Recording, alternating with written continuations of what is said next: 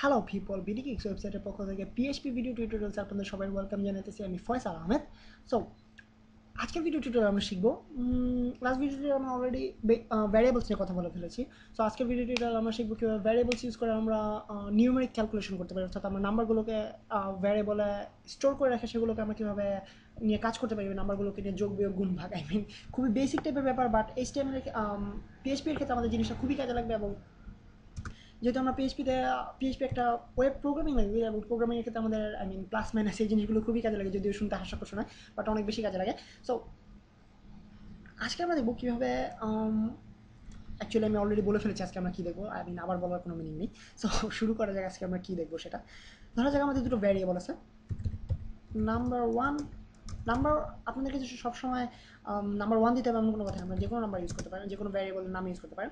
So ধরা যাক number one, আমরা একটা নাম্বার দিলাম 100, then number two, number two, sorry space হবে না, কারণ ভ্যারিয়েবল নাম একসাথে লিখতে হবে আপনাদেরকে। নাম্বার টু দিলাম 50। সো এখন আমরা দেখবো কীভাবে আমরা যোগ বিয়োগ গুণ ভাগ করতে পারি ভ্যারিয়েবলকে ইউজ করে, অথবা সরাসরি কীভাবে আমরা যোগ বিয়োগ গুণ ভাগ করতে পারি। সো এক্ষেত্রে আমাদেরকে প্রথমে শুরু করতে হবে, আই মিন যোগ বিয়োগ কীভাবে করতে হয়, অর্থাৎ আমরা অলরেডি জানি যে জাস্ট প্লাস মাইনাস এগুলো ইউজ করে আমরা যোগ বিয়োগ করি।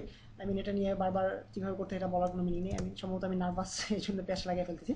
সো দেখানো যাক আপনাদেরকে। সো আমরা আরেকটা ভ্যারিয়েবল ক্রিয়েট করি, যেটার নাম হচ্ছে রেজাল্ট, অথবা সামেশন, অথবা রেজাল্ট বলা যেতে পারে, অথবা ফলাফল। ধরা যাক একটা ফলাফল নামে একটা ভ্যারিয়েবল ক্রিয়েট করলাম, ফলাফল। সো এর মাধ্যমে আমরা স্টোর করবো, এখানে আমরা এটা দুটোকে আমরা যেভাবেই, অর্থাৎ আমরা দুটোকে যে ক্যালকুলেশন করবো, যোগ বিয়োগ গুণ ভাগ যেটাই করে থাকি, সেই ফলাফলটা আমরা এখানে তৈরি করবো, অর্থাৎ এখানে আমরা স্টোর করবো এই ভ্যারিয়েবলে। দেন আমরা এখানে একো আউট করি। আপনারা দেখেছেন কীভাবে একো আউট করা হয়। একো আউট করি ফলাফল, জাস্ট সিম্পলি। সো এখন আমাদেরকে ধরা যাক এগুলোকে আমরা যোগ বিয়োগ গুণ ভাগ করবো, সেক্ষেত্রে জাস্ট সিম্পলি আমরা ভ্যারিয়েবল ইউজ করি, যেভাবে আমরা আগের টিউটোরিয়ালে ভ্যারিয়েবল ইউজ করে প্রিন্ট আউট করছি, ঠিক সেভাবে আমরা স্ট্রেট ভ্যারিয়েবল ইউজ করা শুরু করবো। সো প্রথমে আমরা দিব, sorry dollar sign, euro sign না, ইউরো সাইন চলে আসছে, আপনারা দেখতে পাচ্ছেন ডলার সাইন হবে, কারণ আমেরিকা ইউরোপ দুজনে অ্যান্টি পার্টি। সো আমরা ডলারের জায়গায় ইউরো ইউজ করলে কাজ করবে না PHP program. So dollar sign, then আমাদের প্রথম ভ্যারিয়েবলের নাম নাম্বার, আমরা 100-এর সাথে ধরা যাক যোগ করতে চাচ্ছি, সেক্ষেত্রে অবশ্যই plus sign, then dollar sign, number two, sorry. So আমি যদি এখন এটাকে পেজটাকে লোড করি, সেক্ষেত্রে আমরা অলরেডি ফলাফলের মধ্যে সেভ করেছি আমাদের এই দুটো যোগফল, স্টোর করেছি এই ভ্যারিয়েবলের মধ্যে। সো আমরা ফলাফলটাকে যদি প্রিন্ট আউট করি স্ক্রিনে, আপনারা নিশ্চয়ই বুঝতে পারতেছেন 100 যোগ 50 সমান 150 পাবো আমরা স্ক্রিনে। অলরেডি বলতেছে আমরা একটা আনডিফাইন্ড ভ্যারিয়েবল, যদি আমাদেরকে রেজাল্ট আমরা পেয়ে গেছি, সেটা হচ্ছে লাইন 5, ফলাফল number one, number two, sorry আমি নাম্বার ওয়ান দিতে ভুলে গেছি, সেক্ষেত্রে আমাকে নাম্বার ওয়ান দিতে হবে। দেন যদি আমি পেজটা রিলোড করি, সরি আমি পোজ করে দিয়েছি। সো এখন যদি আমি পেজটা রিলোড করি, আপনারা দেখতে পাচ্ছেন 150 চলে আসছে স্ক্রিনে, অর্থাৎ যোগফলটা চলে আসছে। সো একইভাবে আমরা যোগ বিয়োগ গুণ ভাগ সব করতে পারি। এটা হচ্ছে আপনাকে দেখানোর কিছু নেই, তারপর জাস্ট শো করে দিই, আপনাদেরকে ডেমনস্ট্রেট করে দিই। সেভ করতে ভুলে গেছি পেজটা। এখন যদি আমি রিলোড করে পেজটা দেখতে পাবেন 50 চলে আসছে। একইভাবে আমরা যোগ বিয়োগ গুণ ভাগও করতে পারি।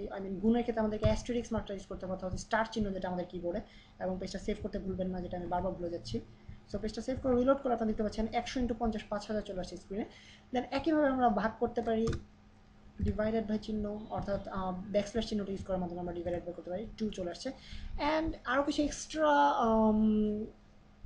এক্সট্রা কিছু অপারেটর আছে, অথবা এগুলোকে বলা হয় বেসিক্যালি অ্যারিথমেটিক অপারেটর, অথবা আপনারা সাইন বলতে পারেন, চিহ্ন বলতে পারেন। আরও কিছু এক্সট্রা চিহ্ন আছে, সেগুলোর মধ্যে আমরা অন্যান্য যোগ বিয়োগ অন্যান্য ক্যালকুলেশন করে থাকি। যেমন ধরা যাক একটা আছে মডিউলাস, মডিউলাসের ক্ষেত্রে এটাকে বলা হয় পার্সেন্টেজ মার্ক।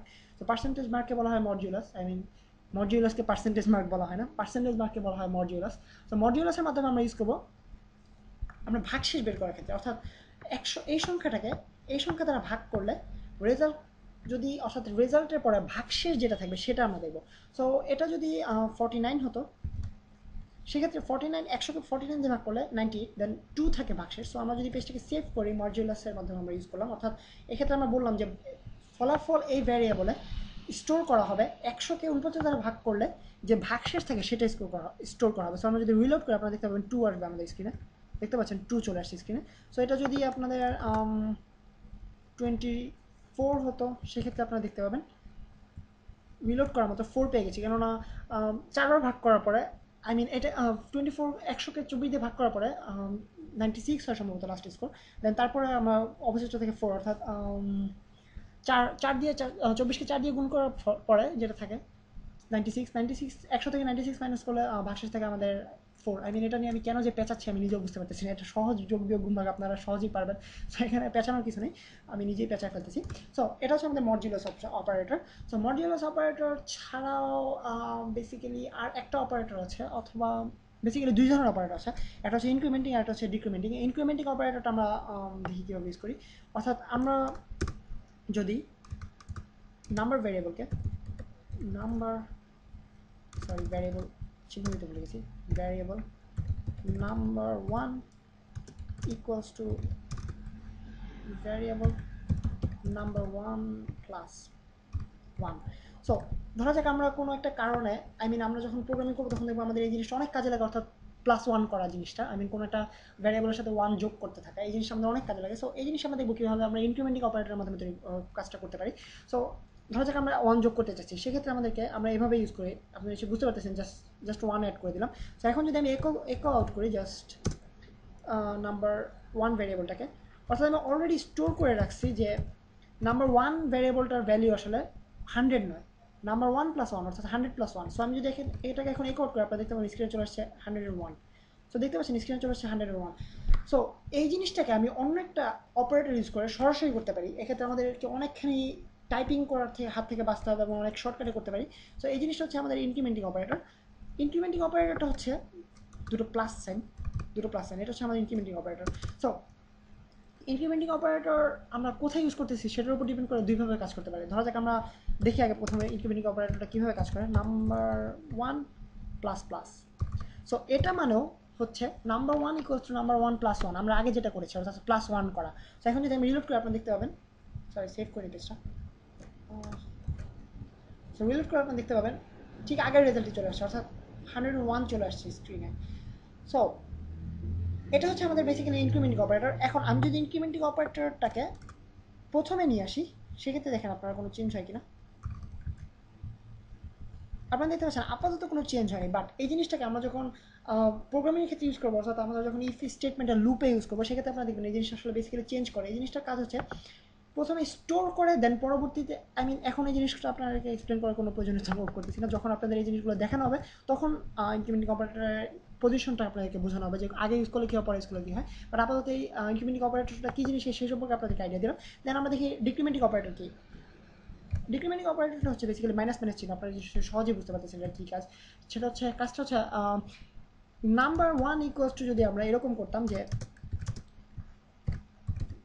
নাম্বার 1 মাইনাস 1, এই জিনিসটা যেই মিনিং অর্থাৎ এই জিনিসটার রেজাল্ট যত হবে ঠিক সেই রেজাল্টে আমরা পাবো মাইনাস ইউজ করার মাধ্যমে। নিশ্চয়ই আপনারা গেস করতে পারতেছেন যেটা হবে 99। সো আপনারা দেখতে পাচ্ছেন স্ক্রিনে আমরা 99 পেয়েছি। সো এটা হচ্ছে আমাদের ইনক্রিমেন্টিং অপারেটর, এবং ডিক্রিমেন্টিং অপারেটর এবং আদার অ্যারিথমেটিক অপারেটর, যেগুলো আমরা আমাদের পিএইচপি প্রোগ্রামের ক্ষেত্রে ইউজ করবো, প্রোগ্রামিংয়ের বিভিন্ন স্টেটমেন্ট অথবা লুপের ক্ষেত্রে আমরা ইউজ করবো। সো আশা করি পরবর্তীতে আপনাদেরকে এই জিনিসগুলো আবার এক্সপ্লেন করা লাগবে না অথবা বোঝানো লাগবে না, অথবা আপনারা নিশ্চয়ই দেখতে পাচ্ছেন আমি খুব বেশি বকবক করি। সো হয়তো আপনাদেরকে তখন আবার বোঝানো শুরু করবো। বাট যেহেতু আমরা বেসিক দিয়ে শুরু করতে চাচ্ছি, সো বেসিক দিয়ে শুরু করার ক্ষেত্রে আমাদেরকে এই ভিডিও টিউটোরিয়ালটা খুবই ইম্পর্টেন্ট, এবং আশা করি আপনারা আপনাদের টিউটোরিয়ালটা একটু হলেও কাজে লাগবে পরবর্তী টিউটোরিয়ালগুলো বোঝার ক্ষেত্রে। সো নেক্সট ভিডিও টিউটোরিয়াল আপনাদের সাথে আবারও দেখা হবে। সেই পর্যন্ত আমি সাইন অফ করতেছি। Faisal Ahmed from BD.